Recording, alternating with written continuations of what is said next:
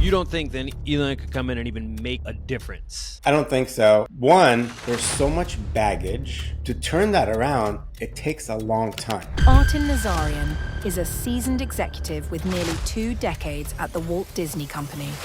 After founding and successfully exiting a tech startup, he became a best-selling author and now co-hosts a podcast dedicated to helping aspiring founders. Michael Merrill, a former Disney and Netflix executive, transitioned from corporate life to entrepreneurship to fast-track others' careers. If you were starting a business now, how would you make sure that it actually starts efficient? Well, there were 2 questions in there, but I guess the answer to me is... When you first are even at the idea stage, obviously efficiency doesn't really matter. It's all about, well, can I actually build out this product or service that is in my head? Probably the way that you can think about efficiency at that point is... On September 5th, Donald Trump said that if he wins the presidency again, he's going to create a government efficiency commission led by Elon Musk with the idea of making the government efficient. Is that possible? That's what Artin and I are going to debate today, and we're curious to get your comments down below. No, I think Trump is just using Elon's name for press. I don't think efficiency. Well, first of all, I think when they talk efficiency, they're probably primarily talking about financial efficiency, which I think sometimes is different from maybe process efficiency. I think Trump is probably focused on financial efficiency. And that's why I just think, no, there's no anybody. It's not a knock on Elon. I don't think anybody can come in a short period of time, turn the ship around, especially a ship that is not a business. It's not governments are not for profit. They're for the good of the people, the security of the country. I think what the spending is at $6 trillion a year. Half of that is already tied to Medicare and Social Security. Like $3 trillion is automatically just done. You can't touch it. Now there's $3 trillion you can touch. But again, I just think it's such a difficult false claim. Well, I'm curious there because you mentioned 2 programs. Was that, you said Medicare and Social Security? It's Medicare, Social Security, and Medicaid. Okay, got it. Well, isn't there an argument that if those were really looked at, though, because right now a lot of the medical care in its own right, people are getting their care when the issues occur instead of a lot more preventative earlier on. So aren't there ways to be able to look at that, though, that could actually make that part of the puzzle? Sure. I mean, that's been an argument for a long time. Right.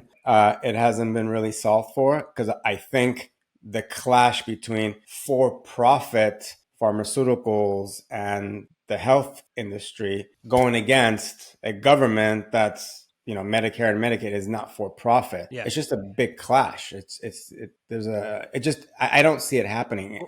Well, but with that, okay, big clash. Don't disagree. I'm not saying it would be easy, but the idea of privatizing space flight and taking that away from government-run organizations such as NASA, who has done it historically, and to be able to actually go through and prove that you can get rockets to space. Elon's done that, and he's upending that work. Yeah, but I think that's different because NASA doesn't really build any of its stuff. It's always been outsourced to vendors, whether it was Northrop Grumman, Boeing, and other defense and space vendors. Yeah. What Elon did and came and said, these other private companies suck at it. They take so long to build a rocket and do it so inefficiently because it's a one-time use. I'm going to build it faster. I'm going to make sure that the rockets are reusable. So yeah, I think that scenario works well because the competition is other private companies. Interesting. Well, I would say, in not being a NASA expert, but I'm sure there'd be people who from there would be like, excuse me, they didn't just build them on their own. We did it, with them. I know like NASA partners with JPL, which is your neighbor. And then, at the same time, sure, they have partnered with some of these other ones, but it still was, NASA at its core. Now, when Elon Musk, came in with SpaceX, they really did do what nobody thought was possible. So, I mean, to me, there's this track record of doing what's possible. And there's also this other really interesting thing, too, is that when you even consider, other companies like Twitter, and this is an interesting way to look at it, people could argue, was what he did with Twitter right or wrong? And I think history will still see exactly how that all unfolds. X. But because he came in and a lot of the way he was approaching it and really firing people and being like, if you can't do this, you can't be on board for this. Sorry, you're not the right fit for this anymore. I mean, it was pretty drastic. But something he said, in order for the company to be successful, this is what he believed was. Yeah, I do. I don't disagree with what he did at Twitter, because corporations have a lot of waste too. Elon, I mean, obviously, neither of us have ever worked at Tesla, SpaceX, or any of his companies, but it's very public how hardcore, as he calls it, his culture is. So he wanted hardcore people as part of his culture. I can't knock him for that. That's how he wants to run his private company. It's not no longer public. I think what hurts, or is what's hurting X, is him himself and the stuff that he's doing and the stuff he's saying, which then is causing advertisers to pull out. I don't think it's the efficiency part of it at all. So wait, when you say you don't think it's the efficiency part, what do you mean? Like, I think Twitter X is probably more efficient than it was before. But the fact that the company is financially struggling, I think it's him himself and kind of what political sides he's taken and the views that he's expressing is just pissing off some advertisers. Yeah, fair. So you don't think then Elon could come in and even make a difference in that type of a role? I don't think so. One, there's so much baggage in a government or a large corporation that has hundreds of thousands, some millions of employees. To turn that around, it takes a long time. More than 4 years. What I think the biggest blocker is, even if Elon had a plan that sounded reasonable, he's not going to have time to execute it. Because by the time, if Trump wins and this actually happens and Trump is out in 4 years, whoever comes in next is going to change that. 100% is going to change it. It's the whole idea when corporations are constantly reorging. There's never a strategy that's allowed to make it to the end to see if it works, because leadership changes and it's like, here's a new strategy, throw the old one out. I think that's what will happen if there's a sound plan. But I think it's too big of a hurdle. Plus, sometimes I think you have to look at governments. Spending is okay. The governments sometimes need to spend and spend excess, control some other things that are going on within the economy. So spending is not always bad for the government, unlike a corporation when excess spending is bad 100% of the time. Yeah, it's funny. What comes to mind for me is sometimes when I think about it, when we were at Disney, we were part of a cost center versus you had these more profit centers that, the issue was, of course, we weren't meant to necessarily be generating money. We were meant to help the other areas that were generating money. And I think sometimes in the government, they almost operate more as cost centers, which could be a little bit of that. And the other big thing is, especially for public companies, I think the runway is next quarter, because all they're trying to do is for the next quarter to report to Wall Street. Governments are usually very long-term view. It's like, here is a $40 billion initiative for the next 10 years to go all EVs by 2030. Yeah. Like, it's very long-term view, and you can't really change that until right or the next president comes in either in 4 years or in 8 years and then does go to change that. Or I think the other big thing is that this is why sometimes second terms of presidencies can be more impactful. I mean, I'm sure people could argue that depending on the situation and legislative and all that stuff, but because they're not trying to audition for the next, to win another 4-year term. So then they could go and be even more impactful with what they do. So no matter who comes in, then say Trump was to be the president again, and he was able to put Elon in place. If the person afterwards then didn't like any of those things, it's gone. But let's just play with that for a moment and say, well, what if whoever was president after that liked what Elon was doing and wanted to continue working with Elon? Now your timeline is no longer 4 years. It's at least 8 years and could be 12 years. Then do you think it's possible? Maybe certain areas. We're not talking about a small company, a small corporation. It's huge. Like, what are you going to tackle? Are you going to go to the Pentagon and try to figure out how defense can spend less? Well, that's not going to happen, because that's where actually you could argue that it's the hidden business of the government, defense spending and arms dealership and arms sale. So you're not going to touch that. So which program are you going to touch? And is the effort worth it because of the impact it has? I don't know. That's why I would love to see an actual plan if this ever comes to fruition.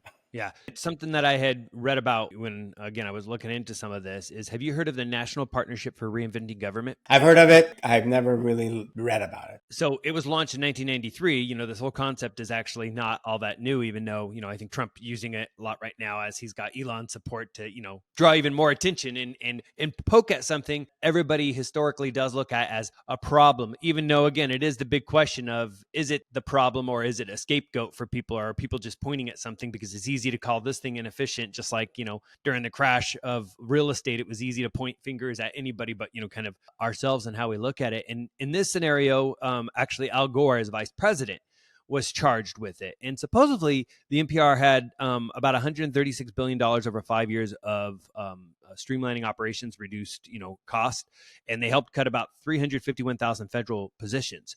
Now, one could argue and say, well, somebody who's even more adept at this because of their business background of Musk could come in and really cut through. However, you could also argue and say that Gore, who had, I think, based on his role in government, based on his, he invented the internet, I think, is the rumor. No, anyway, he obviously had a technology lean, whether or not, but not quite like I think Elon did. So for me, I think about Elon coming in with just some big ideas, because that's the one thing that I think he could have, is these really big ideas. If there was a way, and I think that's the biggest challenge, that it could continue forward, that's the question. But I think no matter what, somebody like him coming into that role, look, he's going to face a lot of headway, just like any leader coming into a culture. I mean, it takes a while to even just, change the direction of the ship. But I do think that if there was some success in the past, when you look at that, example, it could stick now. But let's look at the challenges that face. And I think they're very much what you're stating. And I don't disagree with you, but it's like, how can we then tackle those, which is, limited long-term impact. You have mixed success in actually changing culture.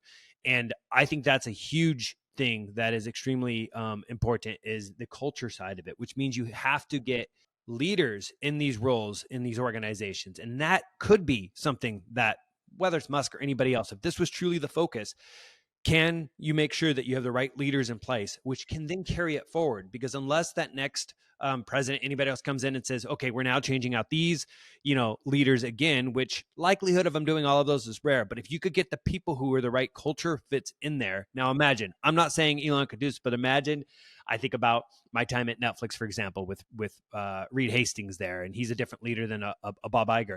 I'm like, you get a Reed, or you actually get a lot of, other people, Peters and others from that, who are very capable, and you put them in charge of some of these agencies. I know that's they'd have to be willing to do that, but some of these people are at a point in their careers where maybe they would be willing to. Now you're putting leadership in place who could sustain that for a longer period of time. And I do think that opens it up, because if you can instill within these cultures, I want to say more innovation, but some government agencies have innovation within them. But I think that was a big struggle in the past, is like people didn't want to uphold those things. And I think it's because they didn't have strong enough leaders who actually believed and made that their core thing. And we faced that in our organizations in the past. And it's a big challenge. Even if you do have a leader who can, if those leaders tolerate leaders in between who are not actually serious in doing these things, then it could fall apart. But do you think in that scenario now, you start bringing in other core individuals who can instill in the culture what is necessary? Do you think it's possible then? Well, I think, no, I'm going to stick to my no, it's not possible, because not only culture is extremely difficult to change. And when we talk about the government, it's not just one entity. There's so many different, entities within the government. Then you have state, local, and federal. So how is that going to work? Because it's not like Elon's going to come and all of a sudden change the perception and efficiency of the DMVs, right? DMVs are known to be very annoying to deal with, even though they've recently maybe made a little bit of advances. I just think, even if at the federal level you try to get a little efficient, you have to spend so much money to get local government to be efficient to actually then make the whole thing work. So I think it's impossible for anybody to come in and change the culture holistically. And then the local versus federal government issue, no, I don't think it's not going to change unless there's some drastic funding that happens, which then you're like, well, what are we going for here? Financial efficiency or process efficiency to make the lives of the citizens easier? Which one is it? So why can't it be both? When I think about our time again at Disney, we were able to drive, and I think about this with any company, you can drive efficiency, which also leads to a cost saving. So you can get to some of these, and those efficiencies could mean things work better. So if you think about DMV as that example, you can speed up times, you can automate a lot of the stuff that's happening at DMV. You can basically make it so that those long wait times. I know, yeah, it's like you can't. There are so many things you could do. Like we could go in there, have a field day of the opportunities there. And that's going to drive both the benefit to the public and the benefit to the bottom line. So I guess I look at that as a microcosm of what can happen across any business. Business, yes. But if you have a $6 trillion, spending budget, you're not going to cut that budget. You're basically going to move money around. So maybe you cut $1 billion here, and now you're sending $1 billion more to Ukraine, as an example. Well, it's not going to go away. Yeah, and that's where you're assuming then that the idea here, and to me it depends on what those core metrics are in place. If it's like, no, let's say if the goal is to reduce the deficit, then that's where the money is going, is towards the deficit. So I don't think it has to go to whatever that other cause is, but sometimes it might. There could be some out there who argue and say, okay, time to pump more into space defense or whatever the heck it is. But I do think that if you can, no matter what, even if you do move it somewhere else, that now does decrease. Let's say, I'm just going to use your Ukraine example. If you did find the efficiencies of, $150 billion, and it's like, it's going to Ukraine. Well, look, if somebody would have possibly written a blank check from 150 added to the deficit to go to Ukraine in general. So I see that as a saving. So I guess maybe I'm more of an optimist with this, but I'm curious, then is what you're saying is that we should just expect ongoing bloat with government forever and nothing will ever be changed? Because even if something like this only shaved 10% off, which I'm like, I still think that would be a huge win. Take 10% from this through some savings by really looking at what these agencies need and try to put that back towards deficit or whatever else. You're saying, why bother? I'm saying that I think financial efficiency is probably the wrong metric. I think making the lives of population easier is probably the metric you should go for. And that might mean more spending. And that's not Elon. Elon is, we're going to cut. And I do think each government division is so different and unique. Yeah. Whether it's Medicaid versus defense versus the post office, like they are so different. It's not going to be a one approach to all. So you can't have Elon just coming in there and saying, let's do the same thing everywhere. It's going to take time to figure out how to do it across. It's just going to take time. And I'm saying all this, but I'm a huge Elon fan. I own Tesla stock. I own a Tesla car. Like I'm a huge Elon fan, and I've been for a while. So this is no way of me being a Elon hater. I'm just my opinion. Yeah. And then meanwhile, for me, Elon's getting on my nerves more, even though I appreciate what he's, built. But I do think that with somebody like him in a role, empowered enough, that there could be something there because he has proven a track record, whether people agree with it or not, of being able to get in his group of individuals who are willing to, in the short term, sacrifice more to build out, a future that he envisions. And sure, he hasn't dealt with the same bureaucracy that you'd have to deal with in government. But I still think for him, that would be part of the fun and excitement to go in and really try to turn it around. And I agree with you on the timeline, but that's why what I would hope is that there would be a really clear approach to be able to say, look, we got to show results. We've got to really get excited from people. I would argue and say this is one of the strengths he'd have from the private sector and some of those who've come around and some of these businesses to really come in and look at this differently. Like, how do you put this coalition together that actually says, you know what? In this business here, we believe that right now, starting today, we could implement AI in this piece of your business. We could implement technology in these pieces of the business.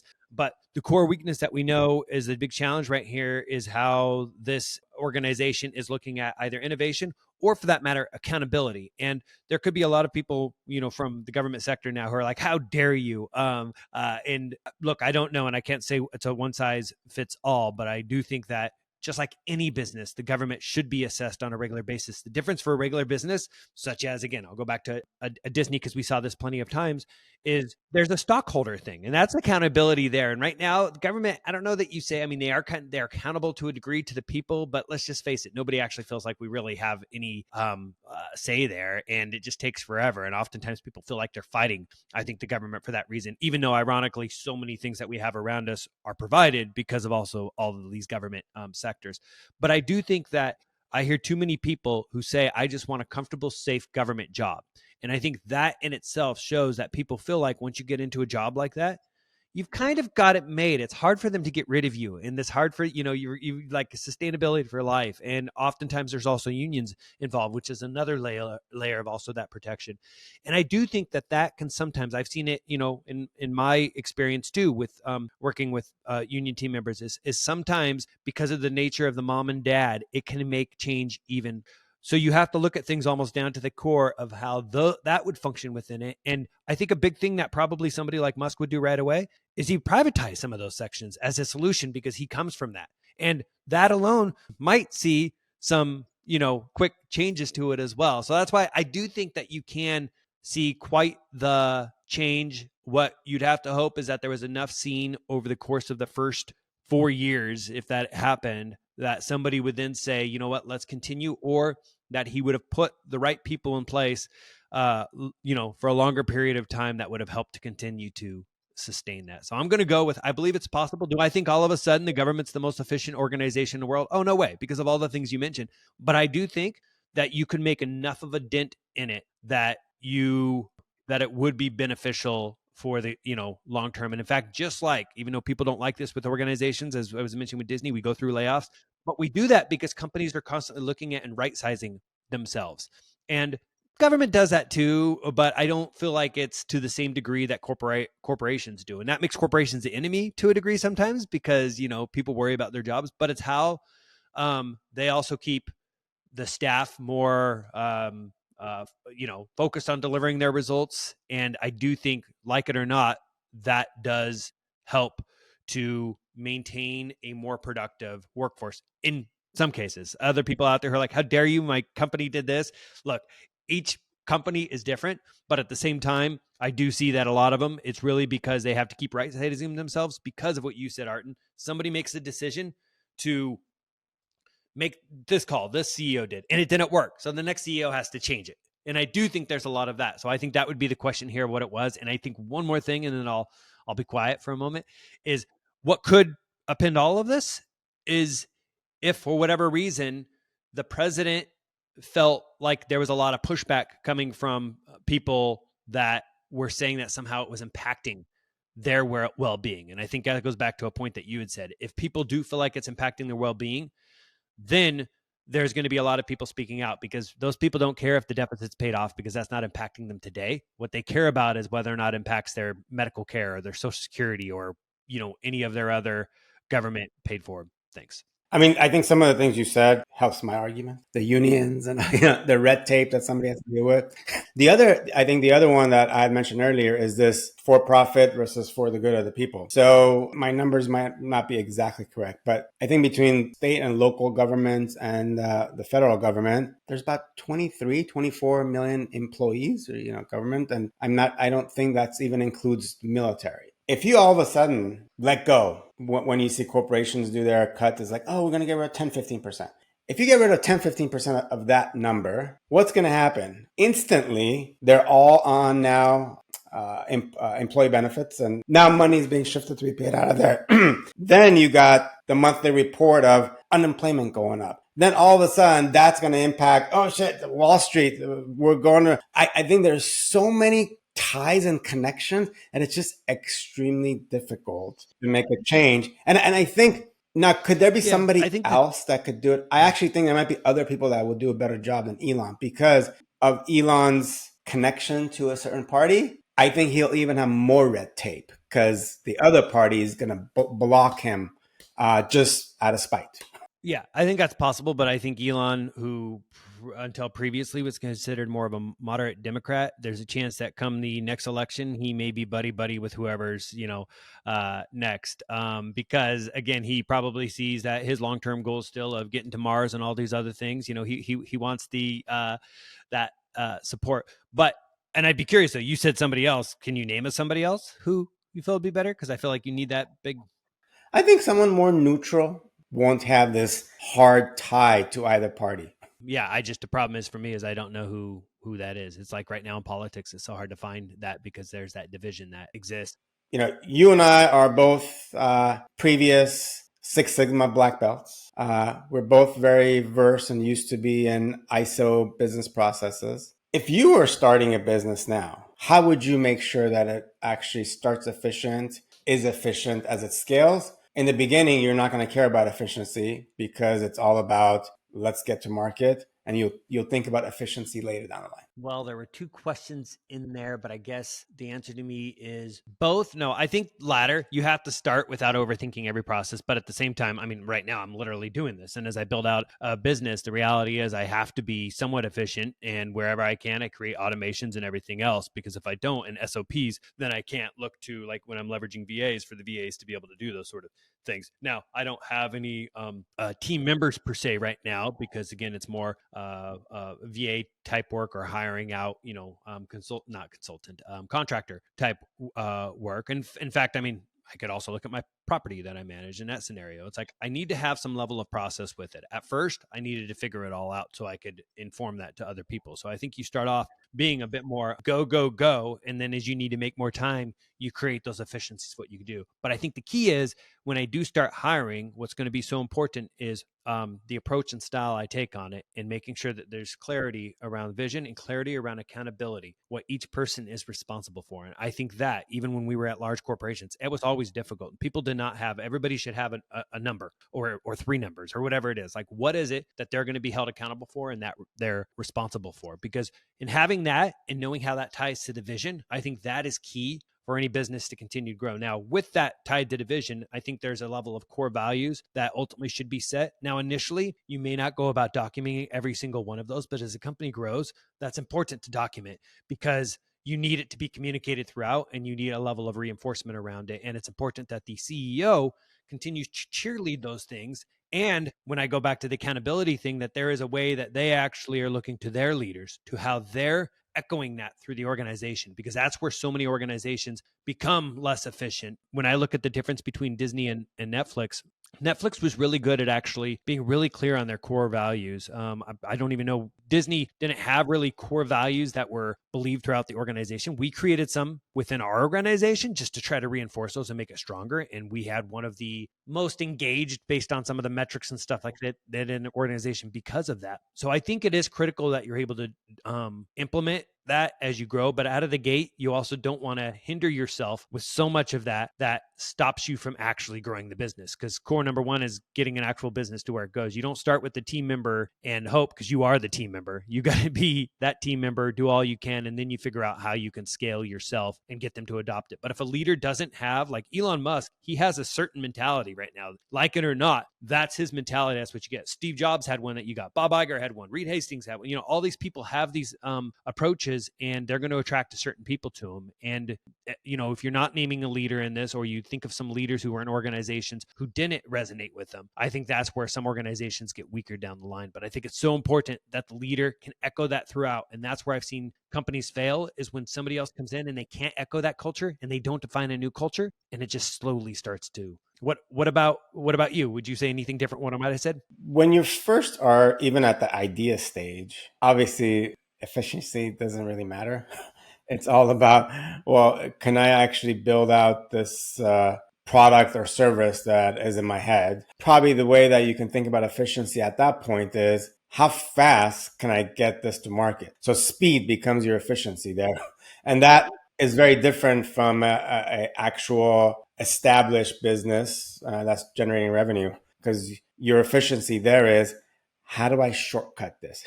Whether it's through coaches, mentorship, trainings, that's how you would shortcut something faster to market, or partnering up, getting a partner that's actually done this. To me, that how I would look at efficiency for somebody that just has an idea in their head. It's how fast can you get it to market? You're not overthinking it.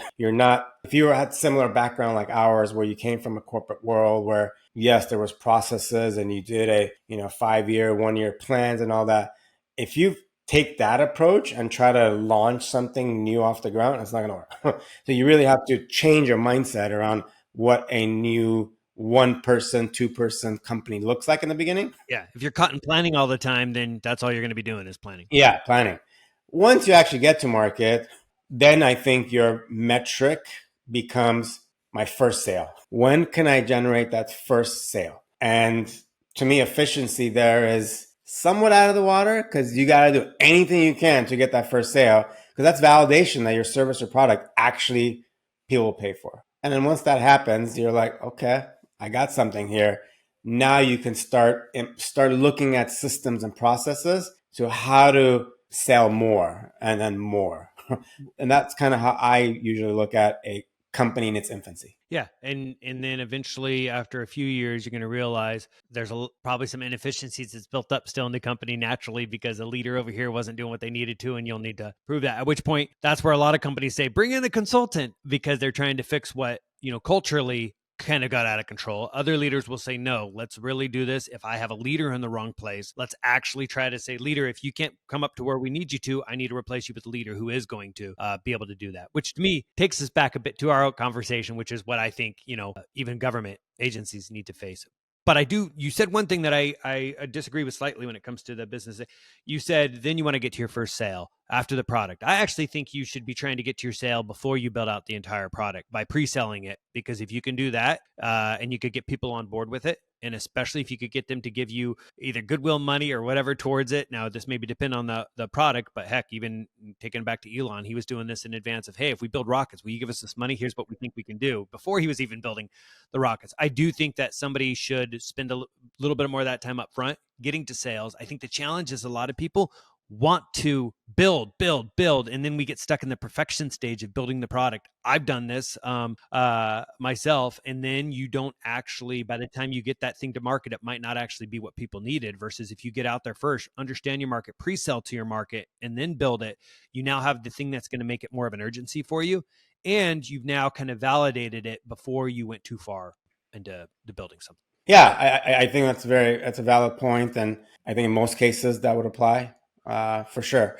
When I said, get to sale, I think getting to market with a pre-sale offer is getting to market. So to me, it's the same thing. To me, I think, going back to what you said about inefficiency and then scaling, I think that's why there's a lot of examples of leaders that are great builders, but they have a hard time scaling.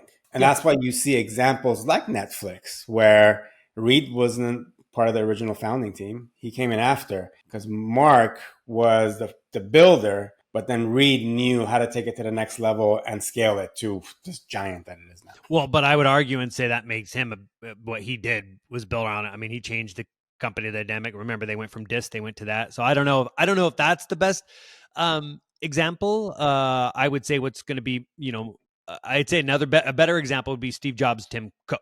Like that to me is where you had that. And then obviously people define building different ways. But yeah, I think most people, and I think again, what's amazing about Reed is I've never seen somebody as invested in the strength of the culture as he was. And when he actually stepped away, I see the changes in that as well. So yeah, it's a strong dynamic. One more question for you though, actually too, is back to, the example of building out a business or that.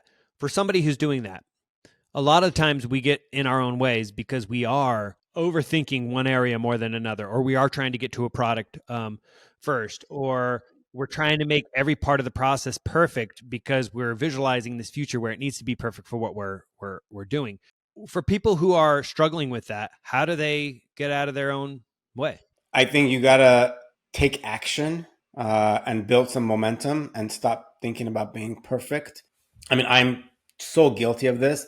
I can't. There's so many examples of this where in the past, and I'll never forget with our hospitality startup and the nightlife platform, where it was, well, if we built another feature, then they might buy. Well, if we add another functionality, they might buy. And it's like, no. If they don't already believe in the product, adding another feature is not going to make a difference. So, yeah, I think talking to customers or potential customers is how you kind of get out of your way, because you're going to hear the truth, whether you like it or not.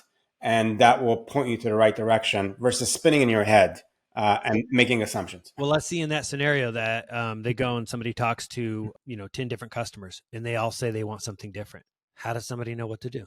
If all 10 say that they want something completely different, then I think you got to go back and rethink your audience and target market, because you're now probably trying to serve a too big of an audience versus starting off slightly niche. So you got to, I think, take it back and think about who am I actually serving and who is that, ideal customer profile. If somebody's still getting in their way because they're struggling to see that, how do they get help to actually understand? Because again, some of this also assumes they're at this point maybe in the business, they've never built something like this before.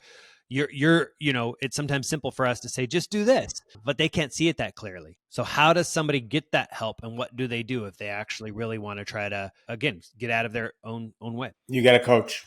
To me, that's the only way. You get a coach that is not just all talk, that actually has a track record of doing this in the past. You get a coach and say, Master, Sensei, Jedi, tell me what I need to do because I don't see it myself. I agree with it. And I'm saying that because I know we both struggle with that at times too, because we all want to be like, well, we can do this on our own. But it's like kind of that thing with the relationship. It's easy for somebody to give somebody else relationship advice, but they struggle to give themselves like that advice. So you almost need that outside one, or they say, look at it from the perspective of, well, if I were in their shoes, what would I do? But it's in that case, if somebody's already had that experience, somebody's already proven that they could do it in some sort of way, go to that person, stop trying to figure out how and go for your who. Because that's going to solve it, more quickly. And the answer could be that it's a specific area you're struggling in, or it could be more broadly because, let's face it, almost everything I feel like starts to root back initially because of imposter syndrome and all the other things to our own fears that, about what we're doing. And almost honestly, fear of failure makes us lean into perfection, which then means that we never actually have anything, which ultimately means you fail. Although people think they don't, because if they never actually got it out there, then it wasn't a failure or it wasn't a huge failure. So you did say, though, lean into something, which just can take us back to just our original topic. Hey, if an individual is going to hire a coach, why can't somebody hire Coach Elon to come in and help them in the organization? Yeah, I don't think that role as a coach, it's very different. Coach won't have the decision-making power. Elon would.